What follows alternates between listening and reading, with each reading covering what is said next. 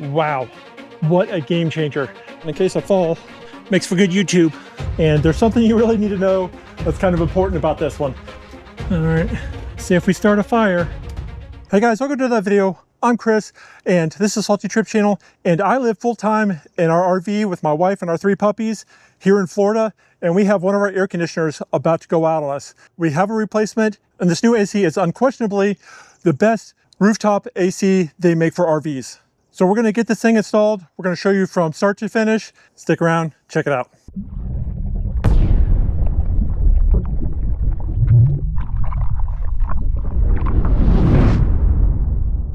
Okay guys, what I got here is a Furrion Chill Cube, 18,000 BTU.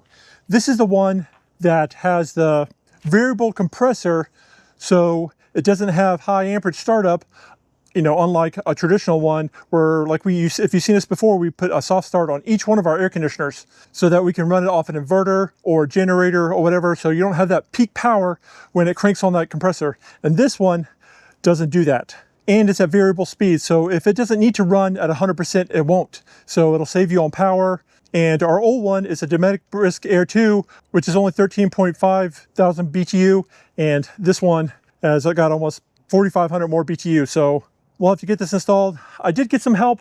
I got Joe, I got Kimo over here, I got my buddy Gates. We're going to put this on the back of the truck. We're going to back the truck up to the back of the RV, climb up here and get it on the roof. But before that, I have to show you how we take it apart on the inside. So check this out.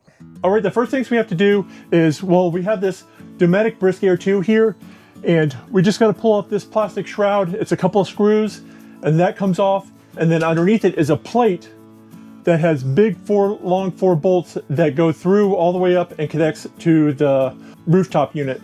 And we just unscrew those, and we're gonna have some wires, some AC power and some DC power we have to disconnect. Before you wanna mess with any power, the best ideal thing you wanna do is probably disconnect from shore power and have 0 power and turn off and disconnect your negative 12-volt battery power to make sure there's no power coming to this thing at all. But we have, if you've been following along, you know we have a Victron inverter system that automatically takes over if we disconnect from shore power. So instead of, you know, disabling that whole system, I just go over to the breaker box and I shut off the power to this AC unit. There's 2 AC units, so just, you got to make sure you're shutting off the right one. And we also have some Klein tools to detect to make sure that we have no power going to the lines up here. So that's what we got to do. So we're going to get started. Just remember, every air conditioner is going to be a little bit different, but this Dometic Brisk Air 2 has these little things. You just take a little knife, pull the dimples out, the screw here, and then we unscrew all 6 of these bolts.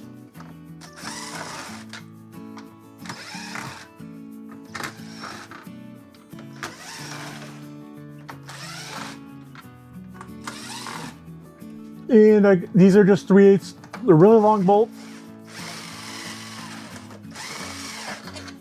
They don't thread in that much, but they are pretty long. And that goes all the way up and into the AC above.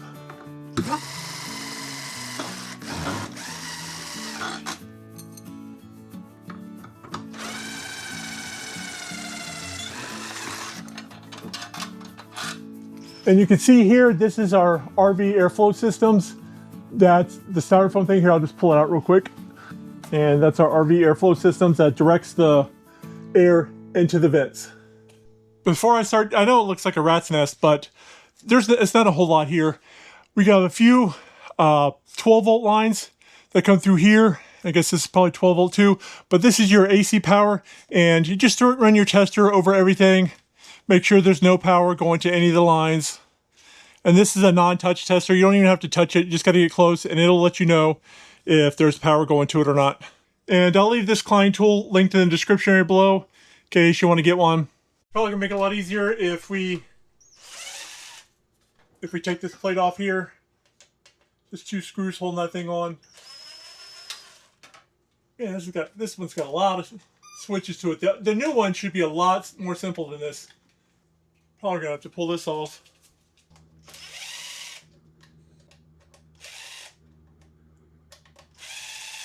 And these are wire nuts for our 120 volt line.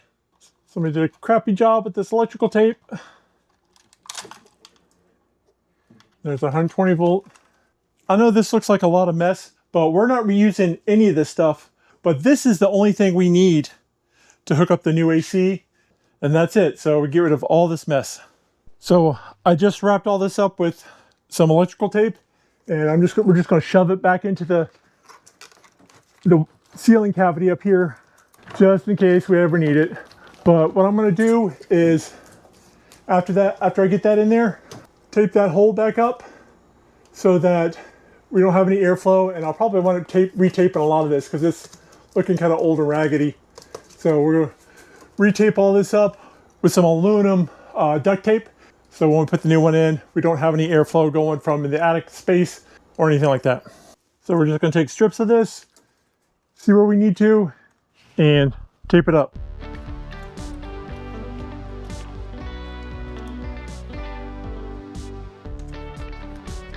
So I just retaped pretty much the whole thing. That hole's gone, and just clean it up until you feel you're comfortable with how it looks, so no air gets in and out of the attic space. Now it's time for the hard part. Okay, who wants to help me with this mess? It's about 80 pounds. It's just awkward. See, it's not that bad with two people. No. Yeah, that's not too bad with two people.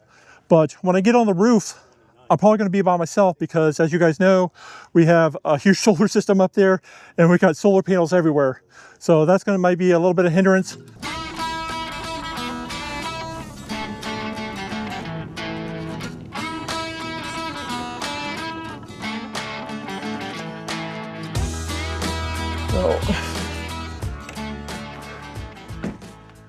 All right, hopefully that is going to work out. We are up to here, so it's almost going to be probably about shoulder length to the roof up here, and hopefully we'll be able to just, two guys, pick that up and get it up. Even though this tonneau cover, you're supposed to be able to stand on it, with an air conditioner and two guys, that's going to be pushing it. So I got this piece of plywood just to lay across to help support. Got a little ladder to get on the truck.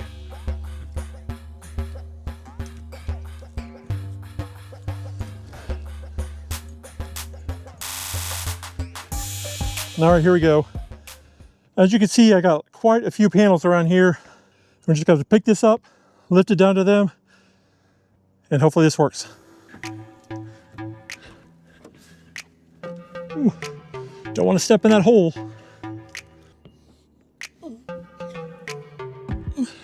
It's not as heavy as I thought it was going to be. There we go. It's not too bad, is it? No. The other one's heavier. And just put it back in the back, towards the back of the thing right there. Yep. There we go. Before we bring this up, I'm going to clean this area up here with a little acetone and a towel.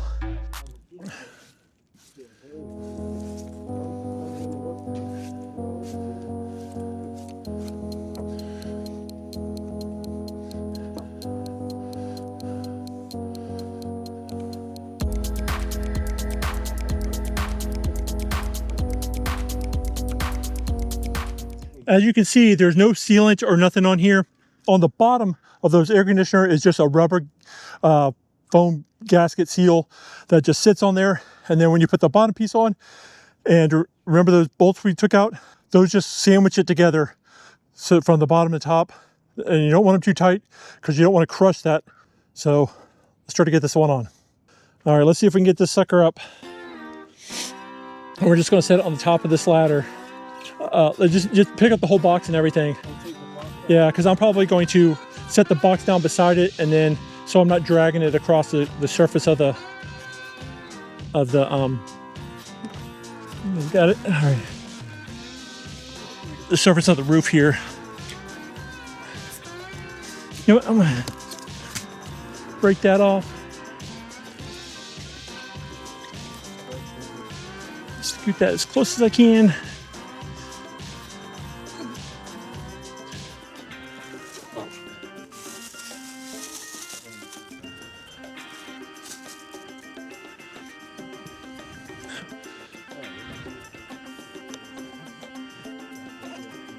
All right, that wasn't too terrible. And the only way I can really know if I got that centered or not, go back down inside and look up, see if you can see those 4 bolts in each corner to make sure you can get one up. And that's what we're gonna do. And in case I fall, makes for good YouTube. Hopefully not. And I'm probably right at the max weight capacity of this ladder. And then go inside. And also, if you guys didn't know, a couple months ago, I just had a full knee replacement. That's the first time I've been up on the roof since my knee replacement. And I didn't fall, got up, got down, so it's a good day. All right, I'm gonna get this truck out of the way because actually somebody is actually staying here in this spot, and they were kind enough because they had just had a simple like custom kind of conversion van that they were able to move it. They, you know, they're gone for the day, but they'll be back later. And they moved out of our way so we could get this done. And actually, somebody else was staying here and they moved yesterday. So I called my buddies. I'm like, we gotta do it tomorrow for somebody gets here. But they showed up late last night and they were really nice. Thank you guys. I appreciate you for moving for me. That's what RVers do for each other. So we're gonna move this truck out of the way and then put the inside up.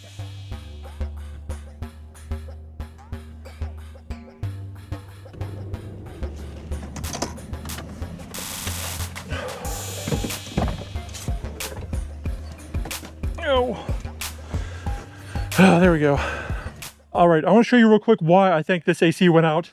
Is because at some point we were losing a big chunk right out of here of this foam, and you can see it was hitting on this fan somewhere and took a couple of chunks out of this fan. See that big chunk missing right here?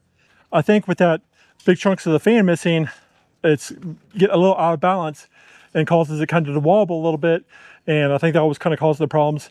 And the noise we were hearing, which was causing us concern because it was still blowing cold, but we're like, we don't want to wait till the middle of summer to replace this thing. You know, because if it goes out in the middle of the summer, then I have to order one. I have to schedule all this to round up to get it up there. And it gets hot in the summer, and this RV cannot survive in Florida on one air conditioner alone. So we're doing it now while it's still spring, and it was a cool day today, thank goodness, but it is warming up fast. Both ACs are kicking on in the afternoon. So thanks guys for helping me out. Appreciate it. And we're gonna get inside and wrap this up. All right guys, since we got the new one on here, and this is all the internal parts right here. And there's something you really need to know that's kind of important about this one, is I found out the hard way, is when you order the air conditioner, it doesn't come with that. You have to order that separately for either ducted or non-ducted, and we order the one for ducting. I'll leave links for both those in the description area below, but just a reminder, you gotta order them separately.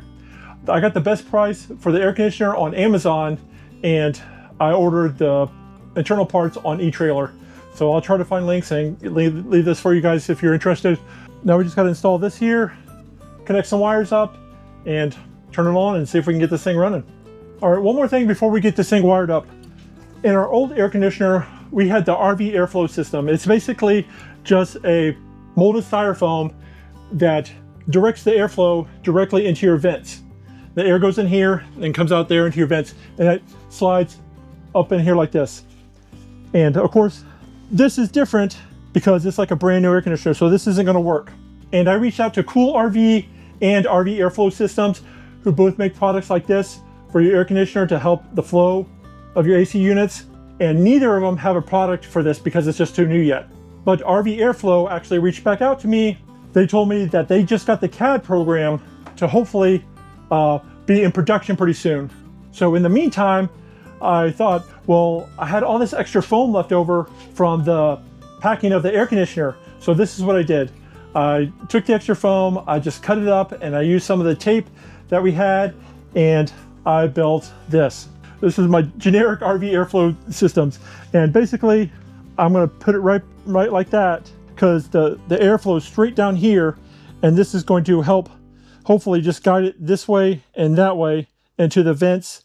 And hopefully this, I put an extra layer to go down there, because that's right here is your dump system. Those slide open and the air will dump straight down. So if you want air to be able to, the option to be able to dump air straight down, then you can't use one of these RV airflow systems or anything like that, because it basically cuts that off. But we don't ever use it. We always use it ducted. So I made that will hopefully help guide the air into these vents here and quiet it down a little bit by giving an extra layer of sound barrier.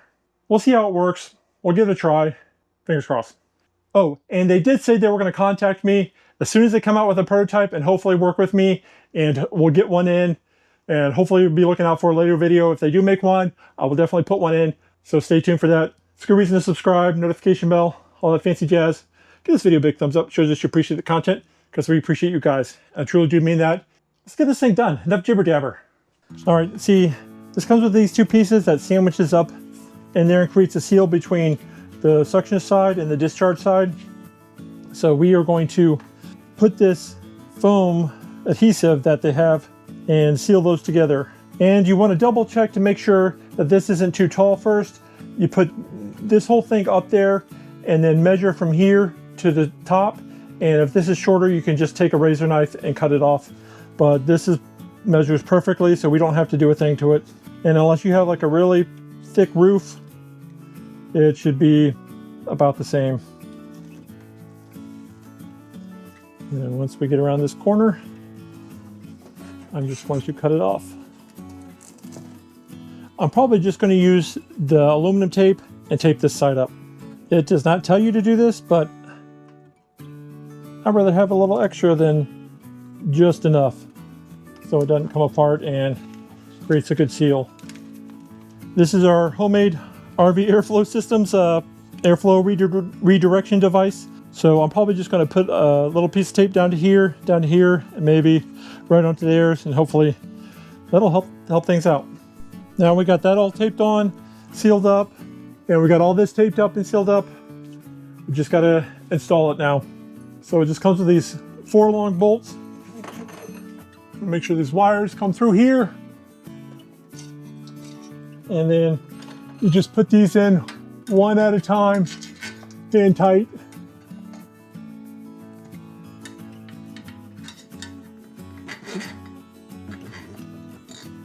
And you can snug these up with a impact, but don't tighten them down with the impact.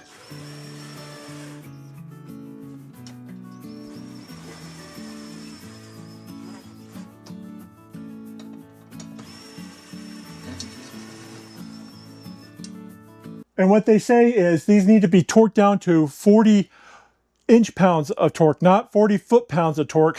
That is way too much. Inch-pounds. I don't have an inch-pound torque wrench, so they also say just to use the guide of you want to squash that rubber seal that's up there to only about a 1/2 inch. Once you get it about a 1/2 inch, all right, you're good. Any more, any less could allow water intrusion. You go until you see that seal right there scrunched down to a 1/2 inch.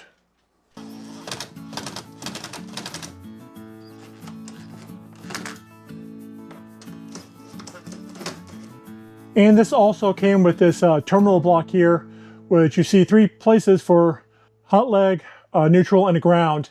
And we'll connect these 3 on this side, and then these 3 on this side.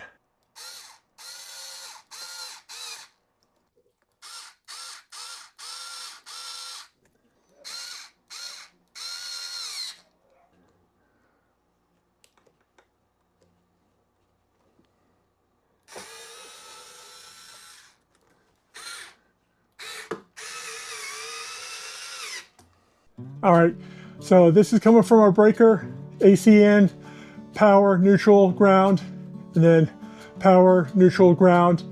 And it has this other little neutral that comes over and goes in there, and this one that comes from the actual AC, you just screw it on top of that so the grounds are connected together. And there's a box that's going to fit over here, and this one, they have a little cutout that's going to go over that one, and then the rest of the stuff is going to come through here. You'll see in a second. All right, now this little box is going to secure everything together. Just going to put this in.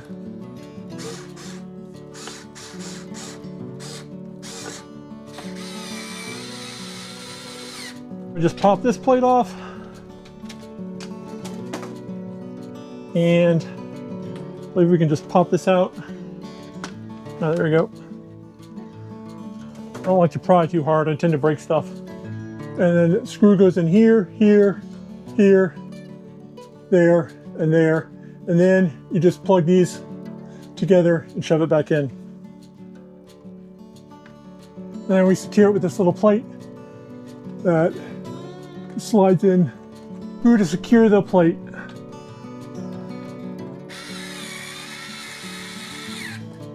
So everything should be nice and tidy up there. Put this back in place. Yeah, that fits there. Last but not least, the filter. All right, see if we start a fire. Uh-oh, heard power. We got power. All right, wow, okay, it's kicking on. And you can control everything from here. And from what I understand, it has like a follow mode where it'll use the temperature reading of your remote. So wherever you are in the RV, that's what it'll run until this reaches that temperature. The area around this reaches that temperature, which is pretty fantastic. We can leave it up there, but or we can move this thing around and find out exactly where it kind of keeps things even, where we want it to be. Or we can bring it all the way back here in the back of the RV and adjust it as we want to here. This is the mount for it, where it can just slide in right here. But before I put screws in the wall, probably going to just play with the location for a little bit and see how it does. But listen to this. I got the mic right up to it. That is super quiet. Got some decent flow out of the vents. Let's go check out how much power it's using. That's just the fan on. The compressor I don't think is really kicked on yet. See, there we go. See, look how slowly that's ramping up. The amperage and wattage is going up slowly. And that's why you can use generators or an inverter, because it is slowly cranking the wattage up. And it's only running a little over 700 right now. And it's we're barely pulling over 1,000 amps. But that's way more efficient than our other AC. Our other AC would pull 14 to 1500 watts easily. This is really going to save us for boondocking and stuff like that. And if this works out well, we may switch the other one out too in the bedroom here. But the bedroom one's working fine, so that might be, I don't know if I want to tackle that because I got solar all the way around that thing. That's going to be a pain to get out, but it's working great for now. And this one's working good. I'm going to go clean up my mess and then check back in a minute and see how things are going.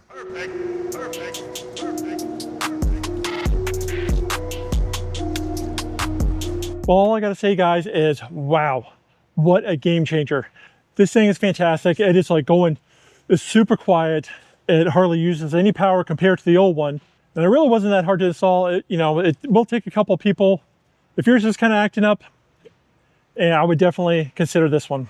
Well, we'll keep you guys posted, and we'll check back in a few weeks and probably maybe do some like off-grid kind of just solar power run test and see how it does just off of our batteries and stuff, and see how long we can go. So if you're new and you're into RV life, even full-time, part-time, whatever, trucks, travel, towing, all that jazz, make sure you hit the subscribe button.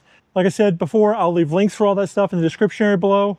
We are not sponsored by Furrion. This is something we bought with our own money. So hopefully the video helps you guys out, and hopefully we'll see you guys in the next video. Till then, see you later.